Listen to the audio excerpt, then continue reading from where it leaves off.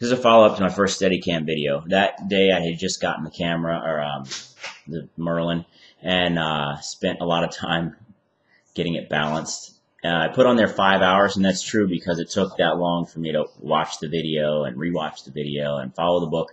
So I wanted to be very precise with it, having read other people's reviews.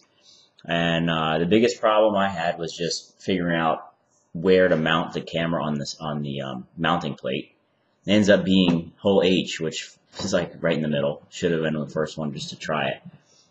Because they show you in the manual or in the movie how to find the center of balance or get close to it.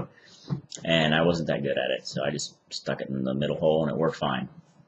The other big problem I had is this camera is the Panasonic blah blah blah HDC-TM90.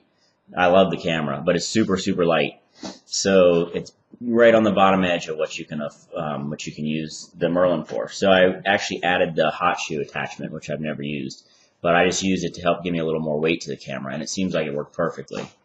I closed the arc all the way, and just one finish weight on the bottom and one in the front. That's another long story. Anyways, so I get it trimmed out pretty easily. For me, of course, it's still a little screwy. I'll turn this on. I usually put on like -1 is where I like to kind of mount it, and then trim it out from there. And that way, I don't know if you can see, I'm pretty much,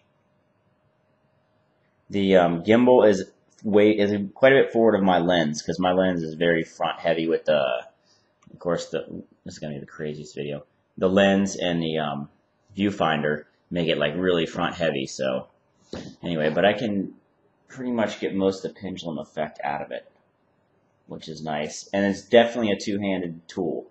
You're going to use your other hand just to barely touch this thing to keep it shooting the angle, the direction you want it to. Otherwise, it's going to kind of turn. It's just so little friction on the gimbal, which is the way it's supposed to be, that it's not going to follow you unless you give it an extra little hand here, like that, to keep it straight. But I'll shoot some video and put it up there because I don't want to have a crappy advertisement for this thing. It's pretty awesome. And I would never spend the time to build one of these things. To me, it's worth buying, but I don't have the time to futz around with buying all those parts and trying to put it together. It's hard enough just to get this thing balanced and figure out how to fly it. I can't imagine building one. But I think it's totally awesome that people build them themselves for like 30 bucks. It's pretty cool. I just don't have the time to do that, and whatever. Even though this thing costs more than my camera. All right, I'll shoot some real video and post it.